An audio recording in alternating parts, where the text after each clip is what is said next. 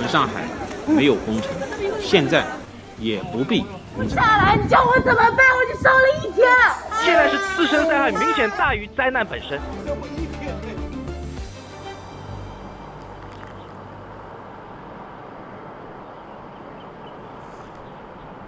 Shanghai had been a model student in China's fight against COVID-19.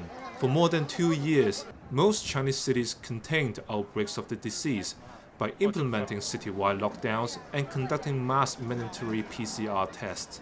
But Shanghai residents had maintained their normal lives while managing to keep COVID-19 at bay. State media even coined the term precise pandemic control for Shanghai. 上海的所谓的精准防控，事实上就是说，你只要涉及到的风险区，我们一定要做到位，但是绝不能呢盲目的扩大。Conducting rapid contact tracing and swift lockdowns of affected areas allowed most people in Shanghai to go about their lives as usual. The city enjoyed much success with its strategy to snuff out initial outbreaks.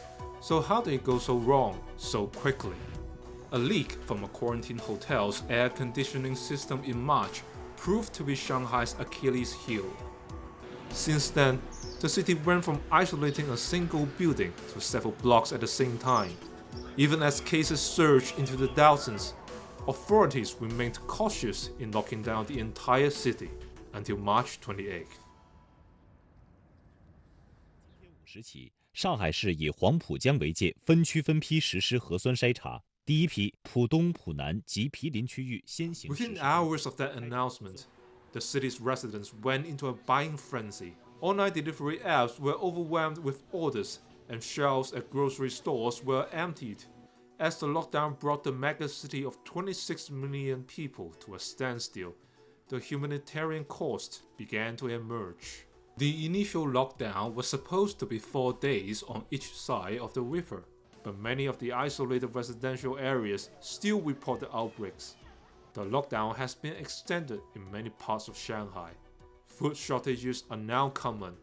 Tens of thousands of delivery workers can't do their jobs because they too are in lockdown. Desperation is growing amongst the city's residents. Many have been posting appeals for medication and treatments such as dialysis, because hospitals shut down their outpatient departments or wouldn't admit patients without recent PCR test results. This video shows a man dragging a stretcher behind an ambulance. According to local media reports, the man was unable to arrange transport for the discharged patient. Authorities have also announced that anyone who tests positive for COVID-19 will be admitted for treatment, even if they are asymptomatic. But the surging cases have overwhelmed the temporary hospitals, causing patients to stay in isolation sites with little utilities and supplies. Some patients also complained that these makeshift hospitals lack medical staff and did not provide any treatment. This apparent recording of a phone conversation between a local disease control official and a citizen has gone viral across China. 我父亲前天是最后一次做检测，然后昨天的健康员的报告是阴性的，现在刚刚被疾控中心通知说他是阳性的。我们既然上面显示的阴性，那这个数据报告是假的吗？投诉12345。投诉12345，投诉谁？投诉健康云。一下，对吧？120来接你的时候就不去，其实去了方舱他也没给你治疗呀。他轻症无症状，你不要把人家转走了，就在家里隔离。对，我都提了 N 次了，有人听了啦？没有人听的呀。太过分了。The Shanghai government issued a statement saying it is investigating this recording. It later replaced the health cloud system with a new one. The prolonged lockdown is also taking a toll on China's commercial hub. Companies such as Volkswagen and Tesla have suspended production in Shanghai because of paralyzed supply chains and lack of workers. First of all, it is difficult to get the raw materials, and secondly, it's very difficult to get your goods delivered to the customers.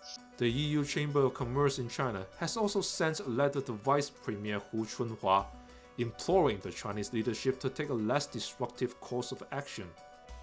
Shanghai's COVID-19 crisis has also led other cities in the Yangtze River Delta area to shut their highway exits and enforce quarantine measures on lorry drivers, further choking the supply lines to one of China's most important economic powerhouses. But the country remains determined to stamp the virus out at all costs.